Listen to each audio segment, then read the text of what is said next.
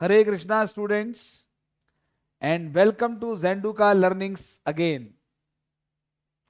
अब आप सोच रहे हैं कि भाई सर आज इस वीडियो में क्या बताने वाले हैं।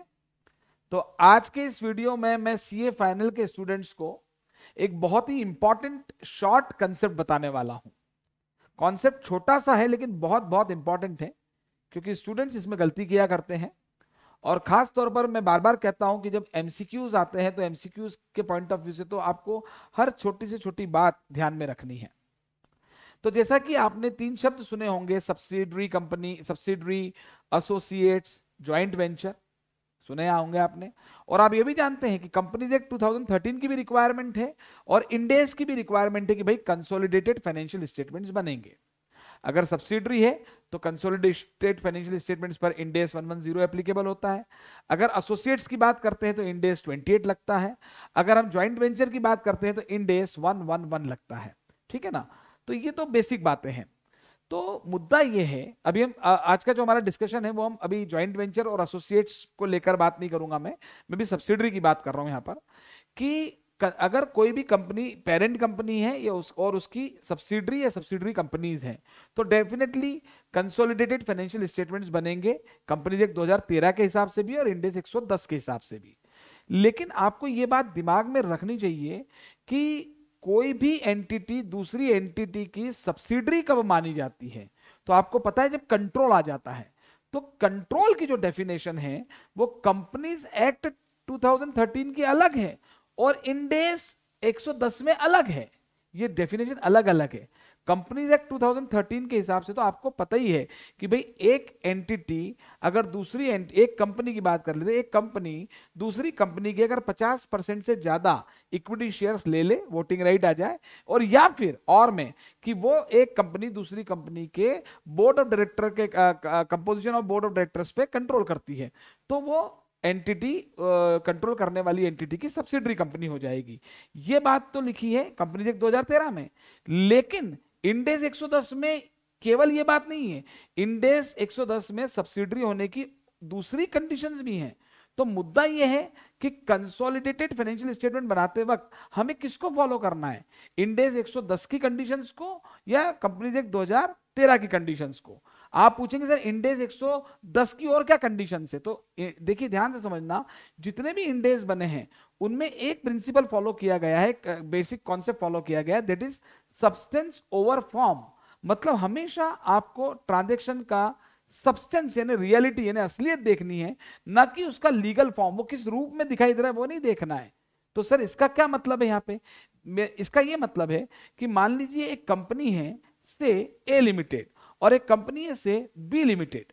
तो ए लिमिटेड ने बी लिमिटेड के मान लीजिए केवल 48% शेयर्स ले रखे हैं और बाकी 52% शेयर्स बहुत सारे हजारों लोगों के पास है, दूसरों के पास है। तो कंपनीज एक्ट 2013 की डेफिनेशन के हिसाब से तो ए लिमिटेड का बी लिमिटेड पे कंट्रोल है ही नहीं, क्योंकि ना तो 50% से उसके ज्यादा शेयर हो रहे हैं और ना मैंने ऐसा कहा है कि भाई उसके बोर्ड, मान लीजिए बोर्ड ऑफ डायरेक्टर्स के कंपोजिशन पे भी कंट्रोल नहीं है। तो इसका मतलब कंपनीज एक्ट 2013 की डेफिनेशन के हिसाब से तो A limited is not parent company, B limited is not subsidiary company. लेकिन इंडेस 110 कहता है नहीं भैया, हम सब्सटेंस ओवर फॉर्म देखेंगे। तो अगर मैं इस पॉइंट की बात करूं कि 48% शेयर ही ए के पास है, फॉर्म लीगल फॉर्म तो ये दिख रहा है कि भैया तुम्हारे पास तो 48 ही है, तुम्हारे पास 50 से ज्यादा नहीं है, दूसरों के पास 52 है। लेकिन एक कंडीशन और ऐड कर देता हूं, मान लीजिए ये 52% शेयर जो है कंपनी के, ये हजारों शेयर होल्डर्स के पास है। भाई 48% तो अकेले ए लिमिटेड के पास है, 52,000 शेयर, 52% जो शेयर हैं बचे हुए वो बाकी हजारों शेयर होल्डर्स के पास हैं और बहुत अलग अलग शेयर कैटेगरी के शेयर होल्डर्स हैं। और ऐसा माना जा रहा है कि भाई वो शेयर होल्डर्स कभी भी कलेक्टिव डिसीजन नहीं ले पाएंगे। मान लीजिए क्वेश्चन में आपको ये चीज दे रखी है, तो इसका क्या मतलब है कि वो 52 होते हुए भी शक्ति है उनके पास नहीं है, ताकत उनके पास नहीं है, और ये 48% में भी अकेला राजा है। तो सब्सटेंस ओवर फॉर्म की वजह से इंडेस 110 ए लिमिटेड को पेरेंट कंपनी यानी होल्डिंग कंपनी मानेगा और बी लिमिटेड इसकी सब्सिडरी हो जाएगी। तो ये डिफरेंस है इंडेस 110 की कंडीशन में और कंपनी एक्ट 2013 की कंडीशन में। तो मुद्दा ये उठता है कि हमें क्या मानना है। तो कंपनीज एक्ट 2013 की बात नहीं मानेंगे, हम इंडेस की बात मानेंगे। हमें प्रायोरिटी हमेशा इंडेस को देनी है। क्यों? क्योंकि कंपनी एक्ट 2013 भी कहता है कि भाई फाइनेंशियल स्टेटमेंट जो बनेंगे with compliance of Indian accounting Ind AS बनेंगे वो। ठीक है ना। तो इसलिए हमेशा प्रायोरिटी इंडेस को देनी है। तो अब आपने, और यही सिमिलर बातें ज्वाइंट वेंचर और एसोसिएट्स पर भी हैं कि बिल्कुल। तो अभी उसकी बात नहीं कर रहे, अभी हम केवल पेरेंट और सब्सिडरी की बात कर रहे हैं, इंडेस 110 की बात कर रहे हैं, ठीक है ना। और एक और बड़ी इंपॉर्टेंट बात मैं आपको बता देना चाहता हूं यहां पर, कि जो दिमाग में फिट रखनी है, कि हम भी जब होल्डिंग और सब्सिडरी की बात करते हैं कंपनी कंपनी की बातें करते हैं, ऐसा नहीं है। कंसोलिडेशन कंपनीज के फाइनेंशियल स्टेटमेंट्स का नहीं होता भाई। मान लीजिए कि कोई सब्सिडरी है, भाई कंट्रोल होना चाहिए।